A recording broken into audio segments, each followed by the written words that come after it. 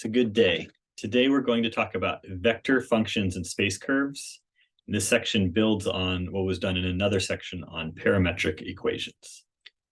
Vector functions and space curves. In general, a function is a rule that assigns to each element in the domain an element in the range. In this section, we will look at vector functions in 3D. These are functions whose domain is a set of real numbers and whose range is a set of vectors V3. It's kind of a vector space. Here, we will use T being an element of R. And it's used to indicate the independent variable or the input because it often, but not always, represents time. Here, T is that parameter, if you will.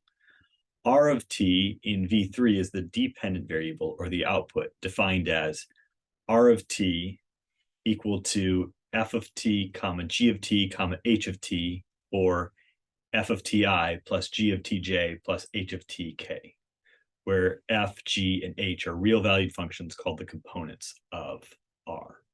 Example 1, find the domain of R of T equal to 3t over 2t minus 4I plus root t plus 3j plus e to the t k. And so here we have our F of T, G of T, and H of T. And so in order to find the domain of R of T, we simply need to find the intersection of the domains of each of these three functions. So let's look at them individually. First, let's talk about F of T. So F of T is equal to 3t over 2t minus 4. And the domain of F would be all t's that are other than t equals 2. So it'd be negative infinity to 2 union 2 to infinity. So there's our first domain. Now we can look at G of T equal to root t plus 3. And here we'll have our domain be all the t's that make the radicand non-negative, which would be t's bigger than or equal to negative 3 or negative 3 to infinity. So that's the domain of our G. And then if we look at H of T, so H of T equals e to the t, and the domain of the exponential is all real numbers, or negative infinity to infinity.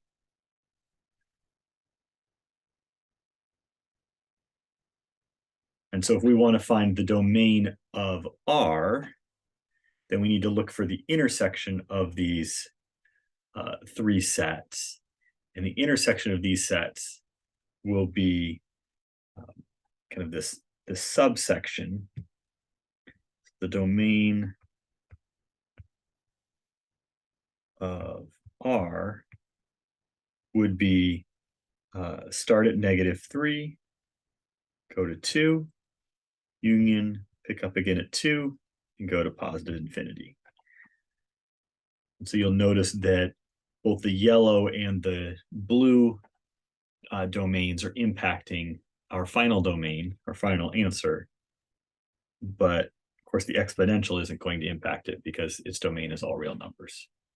The limit of a vector function R is defined by taking the limits of its component functions as follows. And notice this is similar to what we just did before with the domain. So if R of T equals F of T, G of T, and H of T, then the limit as T goes to A of R of T is the limit as T goes to A of F of T, comma, the limit as T goes to A of G of T, comma, the limit as T goes to A of H of T, provided the limits of the component vectors, the component functions exist. So example 2, find the limit as t approaches pi over 4 of r of t, where r of t equals cosine ti plus sine tj plus tk. So again, we can look at this component-wise, and we see here's our f, here's our g, and here's our h, all with respect to t. And so if we look at the limit as t approaches pi over 4 of f of t, that would be of cosine t, that's going to equal root 2 over 2. So we can see that this term is approaching root 2 over 2 in the I component. And then if we look at the limit as t approaches pi over 2 of sine t, that's also root 2 over 2. And I can just know these things because sine and cosine are both continuous functions. Actually, all three of these are continuous functions. And so we can simply evaluate at pi over, I have 4 here, but pi over 4. And so that tells us that our g function is approaching root 2 over 2. And then we can also look at the limit as t approaches pi over 4 of t, and that will just be pi over 4. The h's are approaching pi over 4. And so we could put all these things together and say the limit as t approaches pi over 4 of r of t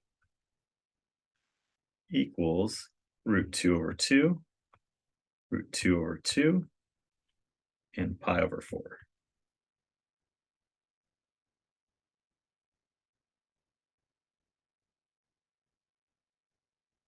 A vector function r is continuous at a if the limit as t approaches a of r of t equals r of a. That is, if and only if its component functions are continuous at a.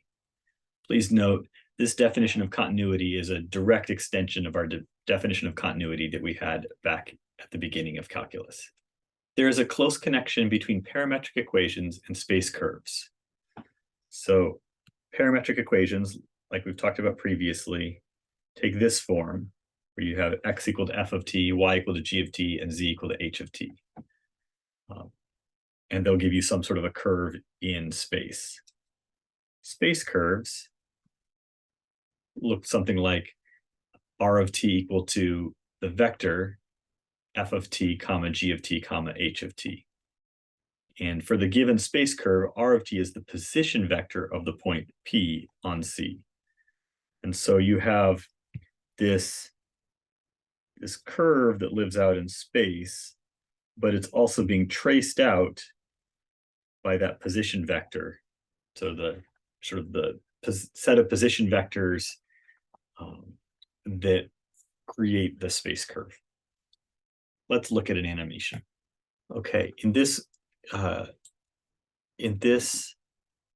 animation, you can see the space curve, which is the black curve, and you can see that it's being traced out by the blue position vector. So the position vectors are starting at the origin. Maybe I can rotate a little bit so you can see that more clearly. They're starting at the origin and they're ending right along that space curve.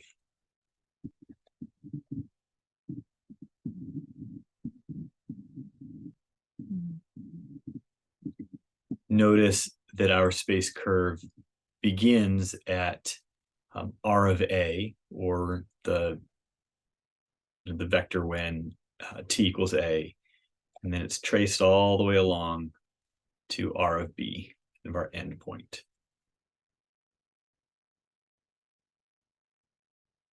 There you have the curve r of t equal to f of t, g of t, h of t on a less than or equal to t less than or equal to b.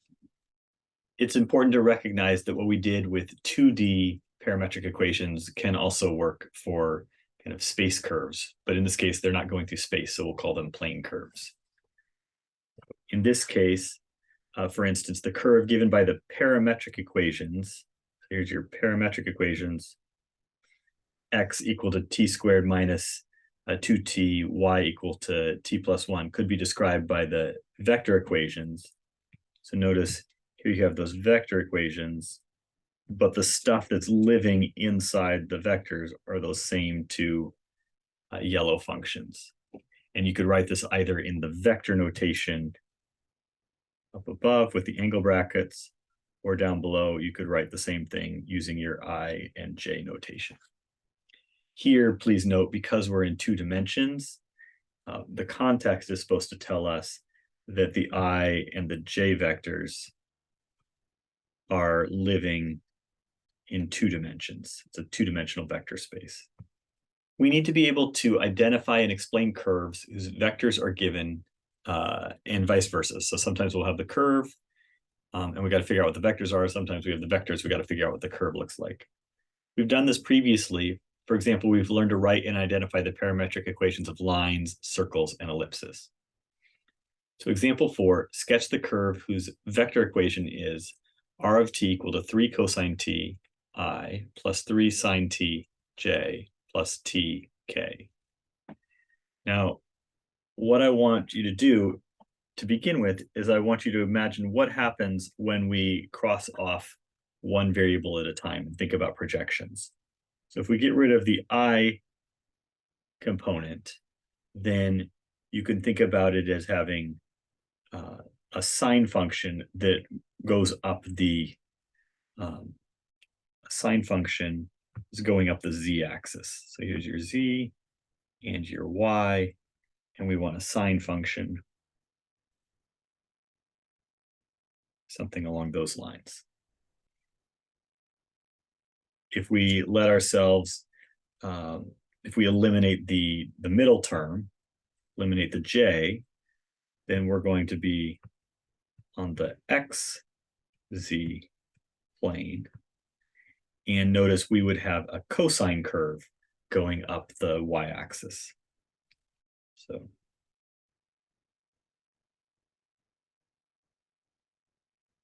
got that cosine curve.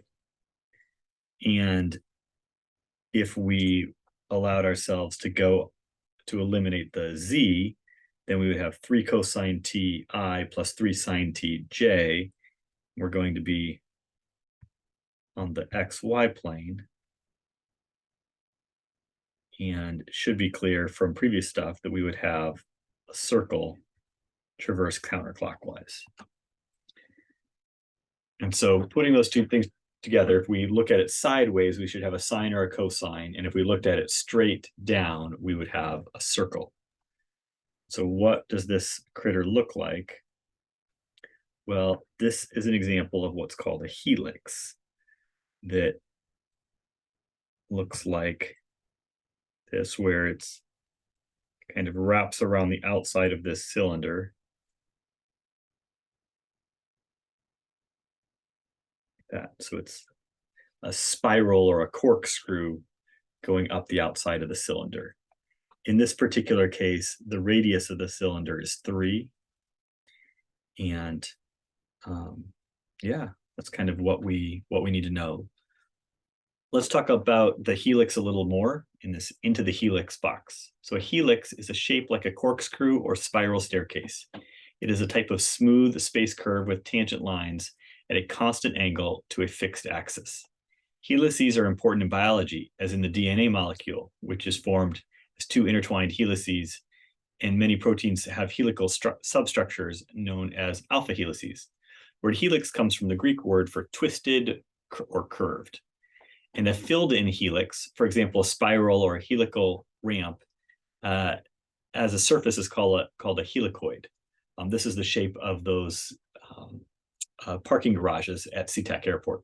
The pitch of a helix is the height of one complete helix turn measured parallel to the axes of the helix. So that's just a little bit more about them. Example 4. I want to graph the following functions using technology. So in A, we have r of t equal to sine 3t cosine t, sine 3t sine t and t. And in B, we have r of t equal to cosine t sine t sine of 2t. And you've got the graphs shown below, but we want to look at how to graph them parametrically.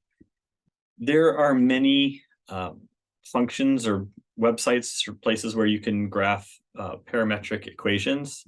I'm going to use Wolfram Alpha because it's a pretty cool site. So I'm at wolframalpha.com, and I'm just going to take advantage of kind of its natural language interface. So I want a parametric plot, and then I'm just going to follow the prompt. And so in the first case, I want sine of 3t cosine of t, comma, sine of 3t sine of t. And then I've got comma t. And let's just start with our initial evaluation. One of the important things to do if you're using Wolfram Alpha is check to make sure that you entered things correctly once it spits things back out. And you'll notice that it gives us kind of this funky shape. There's almost like a squiggle in it.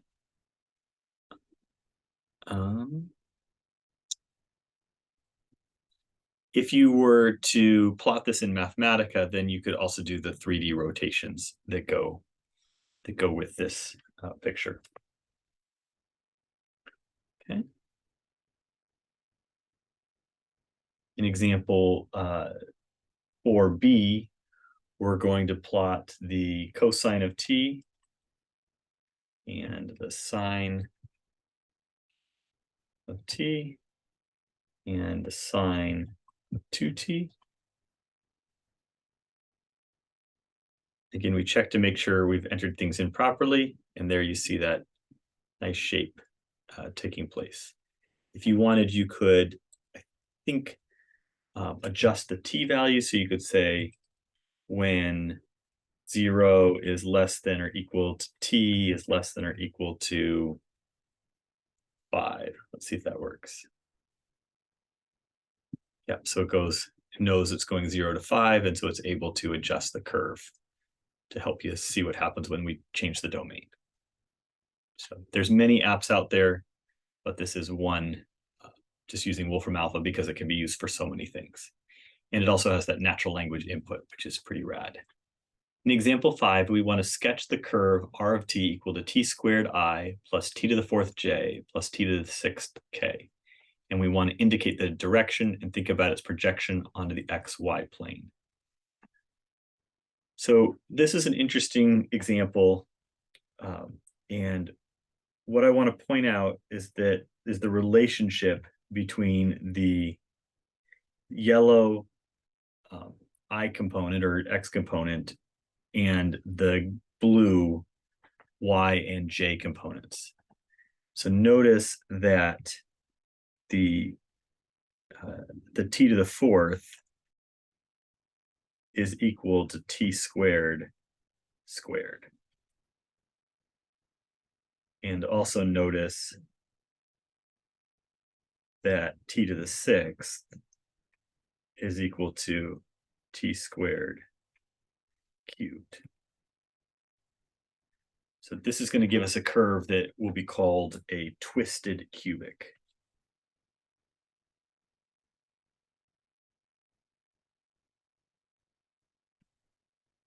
Name of this particular curve, or a variant on the twisted cubic, I should say. And so when we look at this if we kind of go back to the strategy that we had earlier, if we cross out our, let's not cross out the x's. If we cross out our y's, then we have x and z, and it looks like we have some sort of a cubic type of relationship.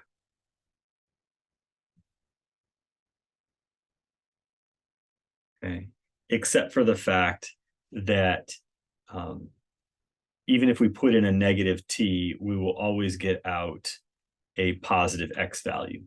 So because notice that t squared is always bigger than or equal to 0, so we're never going to get a negative x value. So our curve is just positive side. And similarly, if we crossed out the z component, then we would have x and y, and we would again have this quadratic shape.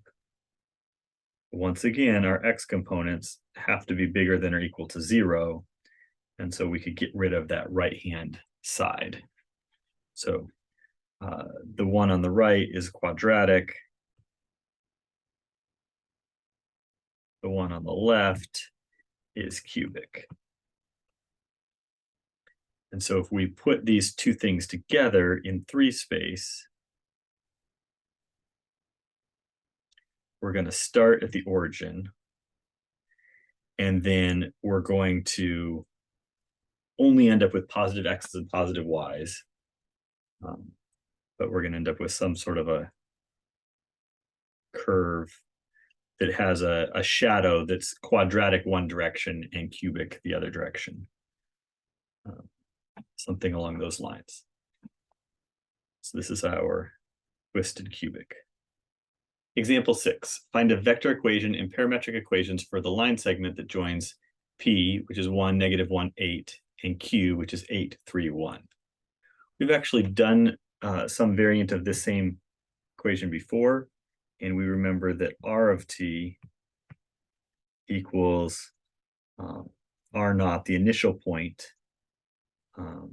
So I guess I would call that kind of maybe my P vector. I guess you could call it the P vector plus the Q vector, and then we got to figure out what's the ratio. Oh, it's going to be 1 minus t times the initial point plus t times the final point, and this would be on 0 less than or equal to t less than or equal to 1. Okay, so remember, when t equals 0, you're 100% p, and when t equals 1, you're 0% p and 100% q. So this tells us that R of t equals 1 minus t times the p vector, which would be 1, -1, 8, plus t times the q vector, 8, 3, 1. So this would be my vector equation.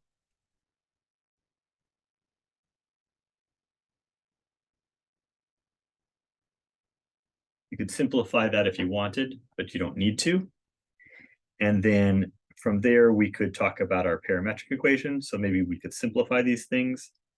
And so we could say that x equals 1 minus t plus 8t, or 7t plus 1. Y equals 1 minus t times -1 plus 3t, which would be the same thing as 4t minus 1. Pardon me. And z equals 1 minus t times 8 plus t, which would be the same thing as -7t plus 8 plus 8. And this part right here would be my parametric equations.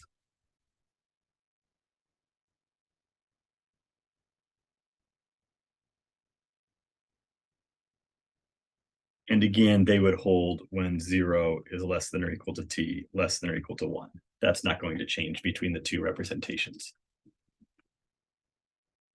In example 7, we want to find a vector-valued function that represents the curve of intersection of the two surfaces, first being the paraboloid z equals 9x squared plus y squared, and the second being the parabolic cylinder y equals 4x squared.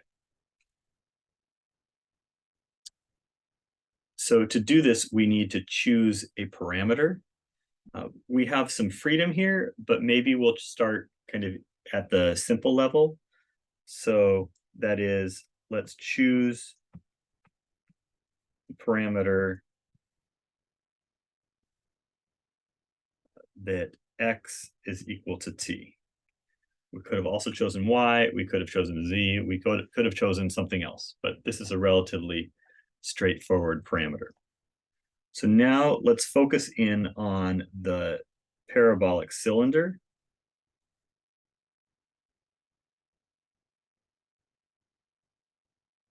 Parabolic cylinder. So if we have the x equals t, then from our parabolic cylinder, we know that y is going to be equal to 4 times t squared. So we have we know all of our x's are t's, we know all of our y's must be 4t squared. And now we can focus in on the paraboloid. So the paraboloid. And in the paraboloid, we know that z is equal to 9x squared. 9x squared plus y squared. Our x is t, and our y is 4t squared. And so our final vector valued function would be, so the intersection curve of intersection is r of t equal to parenthesis, or sorry, angle bracket t. Let me get my colors in here. T, comma, 4t squared, comma, and then we have, it looks like 9t squared plus 16t to the 4th. And this space curve would represent what you would get if you were to look for the intersection between the two shapes. Notice that if you cover up the z component, then you're left with the t comma 4t squared. So that gives you that parabolic cylinder profile. And if you cover up the y component,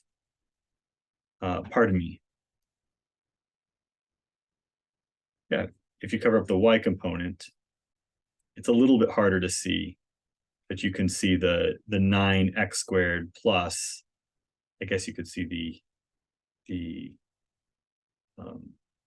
y squared showing up there. I have to uncover it to make that the case, but you can see the parabolic cylinder showing up as well. Sorry, the paraboloid showing up as well. So there you have it.